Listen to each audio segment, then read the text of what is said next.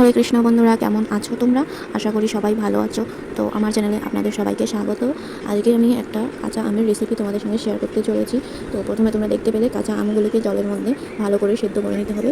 তারপর সেদ্ধ হয়ে গেলে সেটিকে একটা পাত্রে নামিয়ে হালকা ঠান্ডা হয়ে গেলে হাত দিয়ে সুন্দর করে এটার খোসাগুলো ছাড়িয়ে নিতে হবে। দেখো আমি একটা একটা করে প্রত্যেকটার খোসা এইভাবে ছাড়িয়ে নেব। ছাড়িয়ে নেওয়া হয়ে গেলে হাত দিয়ে এটাকে ভেতরের বীজটাকে বের করে ফেলতে হবে। বীজটা থাকলে কিন্তু হবে না, বীজটাকে সুন্দর করে বের করে নিতে হবে। প্রত্যেকটার বীজ বের করে নেব আমি।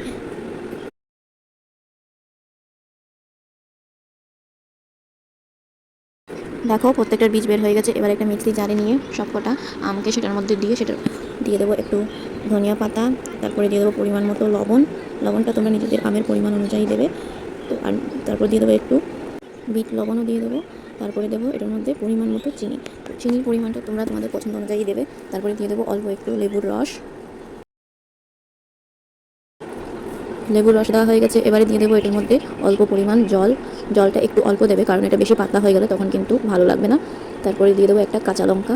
কাঁচা লঙ্কা যেহেতু আমার ঝাল পছন্দ তাই দিচ্ছি আমি, এটা অপশনাল। তারপরে মিক্সিটাকে এবার বন্ধ করে এটাকে ভালো করে একটা স্মুথ পেস্ট তৈরি করতে হবে। তারপর পেস্ট তৈরি করা হয়ে গেলে দেখো আমি এখানে কাপ নিয়ে নিচ্ছি। তোমরা চাইলে যে আইসক্রিমের যে বাজারে পাওয়া যায় আইসক্রিম তৈরির জন্য প্লাস্টিকের যে শেপসগুলো, সেইগুলো তোমরা ইউজ করতে পারো। তো এখানে আমি ওইগুলো কাছে ছিল না তাই আমি কাপেই ইউজ করছি। তারপর এটার মধ্যে দিয়েছি একটা প্লাস্টিকের চামচ। তোমরা চাইলে এখানে কাঠিও ইউজ করতে পারো। তারপর এটাকে 2-3 ঘন্টার জন্য ফ্রিজে রেখে দেবো। দেখবে তারপর এটা জমে পুরো একদম সুন্দর একটা আইসক্রিম তৈরি হয়ে যাবে।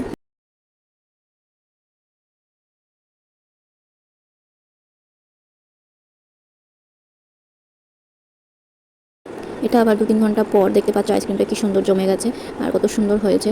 ঘরে গরমের মধ্যে, এই প্রচণ্ড গরমে ঘরের মধ্যে তৈরি করা কাঁচা আমের একটি সুস্বাদু আইসক্রিমের রেসিপি। তো তোমাদের কেমন লাগলো ভিডিওটা জানাবে।